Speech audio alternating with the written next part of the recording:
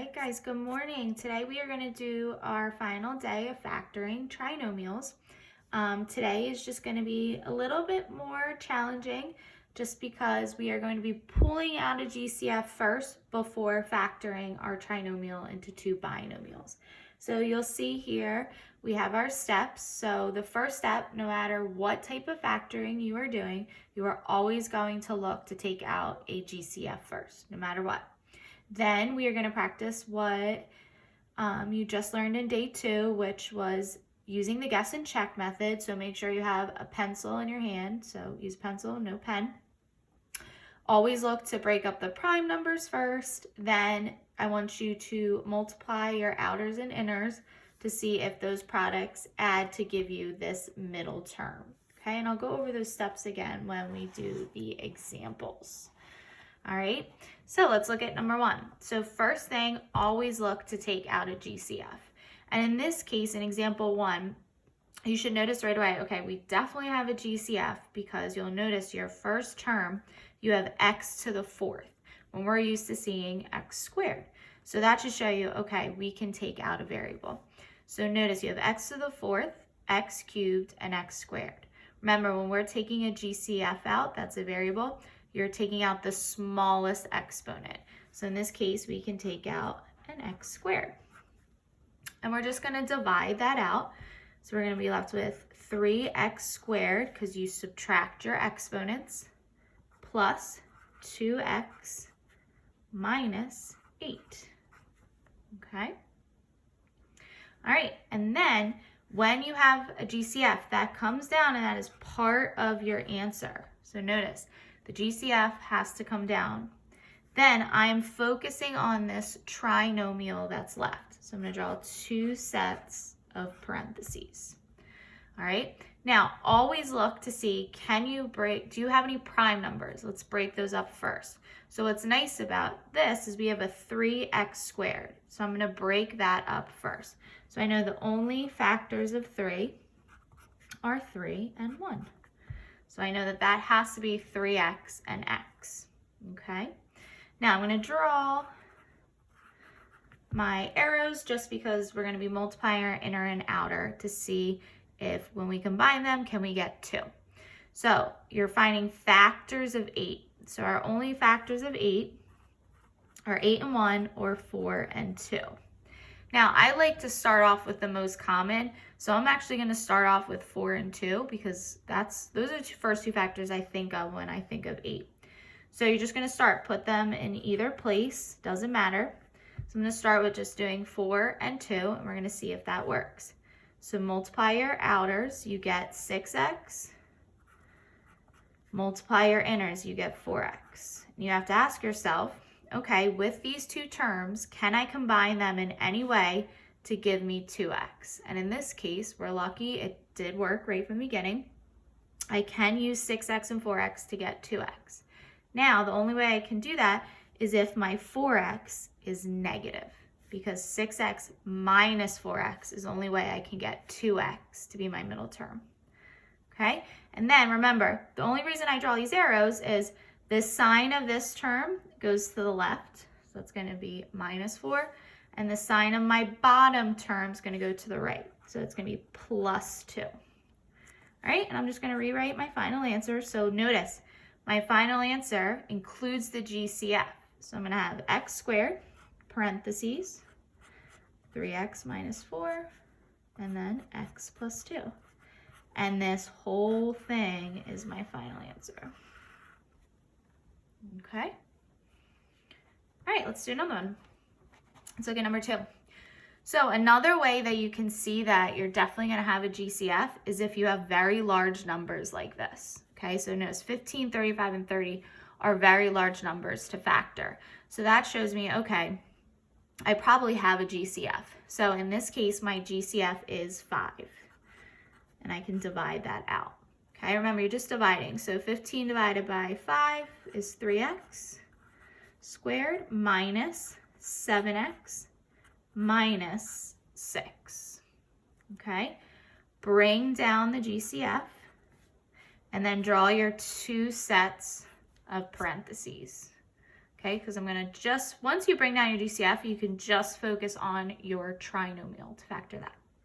Okay, what's nice is I have a prime number, so I'm gonna break up 3x squared, 3x and x, and then I'm gonna look at my last number. So I have a 6, which my only factors of 6 are 6 and 1, 3 and 2. All right, I'm gonna draw my little arrows just so I have them. Okay, remember, it doesn't matter which one you start with. If you want to start with 6 and 1, see if that works. If those don't work, then do 3 and 2. I'm going to start with 3 and 2 because those are the most common. All right, so I'm going to put 3 and 2. Now when I multiply, I get 6x and I get 3x.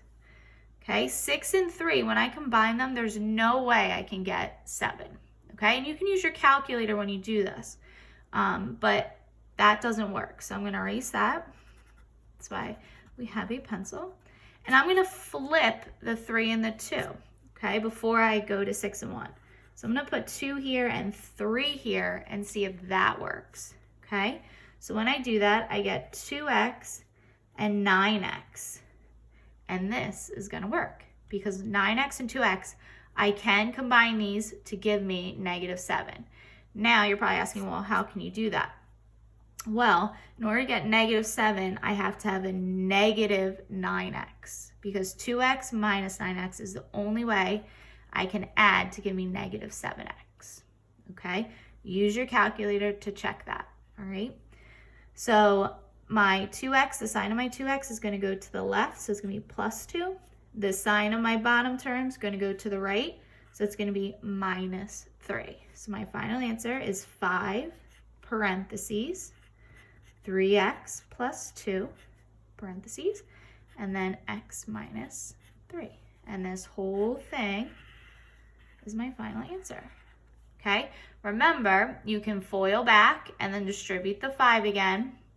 Basically go backwards, and you will get this original trinomial. All right? All right, let's do 2 more just for some extra practice. Okay, so let's look at number 3. All right, I have a 4, a 16, and a 7. In this case, there is no GCF. But the reason I chose these problems is notice our first number is not prime. Okay, so instead of us being able to break it up nice and easy, like up here where it's just 3x and x, okay, I'm going to have to write down multiple factors for 4. All right, but since there's no GCF, I can go right into 2 binomials, okay, or choose that's parentheses. I'm going to wait to break up the 4, and instead I notice that my last number is prime. So since that's prime, I'm going to break up my last number first. So 7, the only factors of 7 are 7 and 1. It doesn't matter which place you put it. If you want to put the 1 here and the 7 here, that's fine. All right, so instead I have my last number broken up, but now I need to break up my first number. So the only factors of 4 are 4 and 1 and 2 and 2. All right, so I'm going to use these to figure out how I can get 16 for my middle term. All right, I'm going to start with 4 and 1, but you can start with 2 and 2, whatever you want. So I'm going to put 4x and 1x and see if that works. All right, so I end up getting, when I multiply here, you get 4x and you get 7x, okay? When you add these together, okay, you end up getting 11, which is not the 16 that we want, okay? So that's not going to work. So you can switch the 4 and the 1. I'll erase this, okay? And you could put x, all right, and 4x.